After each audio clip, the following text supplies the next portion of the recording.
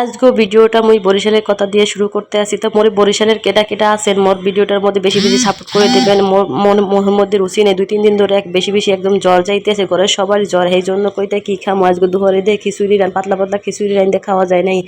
আর গলায় বেজে মানে ব্যথা, ভাত খাইতে গেলে গলায় ব্যথা পাবে। এই যে একটু পাতলা পাতলা খিচুড়ি গলা দিয়ে তাড়াতাড়ি গিলতে পারবো। অনেক বাসার সবাই মোটামুটি একেবারে জ্বরের মধ্যে এমন ক্লান্ত বানাই হেলাইছে, হ্যাঁ কিছু খাওয়ার মতন না। এখন পাইলাগের মধ্যে সব দিয়ে টিয়ে বয় টেরাই দিলাম।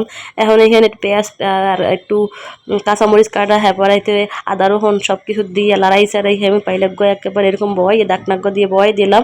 আর এদিক দিয়ে মোর মুখের মধ্যে যেহেতু রুচি নেই, কেমন লাগে সম্বাই নেওয়া হলে কিছু খাই নাই। এখন এনে পেঁয়াজ পান্তা ভাত আর 2টা মরিচ নিছি, আপনারা দেখতে আছেন মুই খাইতে আছি। আসলে মুই যে কি খাইতে আছি হেই মুই জানি না। এদিক দিয়ে উতলাই আইছে। এখন এইখানে ছাদের গুণে মুই পুঁই শাক পাতা আনছি। এর মধ্যে যেহেতু পাতলা পাতলা করে খিচুড়ি রান্না, এর মধ্যে যে একটু শাক পাতা দিয়ে দিলে কিন্তু একটু ভালোই লাগে।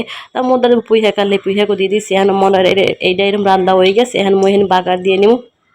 তো মুই এইখানে এই যে ফোড়ন দেওয়ার জন্য দেখা গেছে পেঁয়াজ রসুন শুকনো মরিচ সব দিয়ে দিতেছি, দিয়ে ফোড়ন দিতেছি।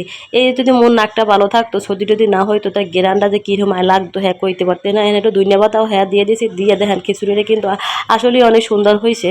কিন্তু এখন হয়েছে যে মই কদ্দুর খাইতে পারবো হেয়ে মই জানি না। আর এই খাওয়ার জন্য রেডি টেডি হয়ে লইছি। এখানে মুহার মাংস এরকম বাজ্যা নিয়েছি, হ্যাঁ আমের আচার নিয়েছি, 2টা কাঁচামরিচও নিয়েছি, হ্যাঁ লেবুও নিয়েছি। এখন খাইতে তো আসি, এই যদি মই ভালো থাকতে মানে মুখ জ্বর না থাকতে খাইতাম তাহলে মোর কাছে অনেক ভালো লাগে।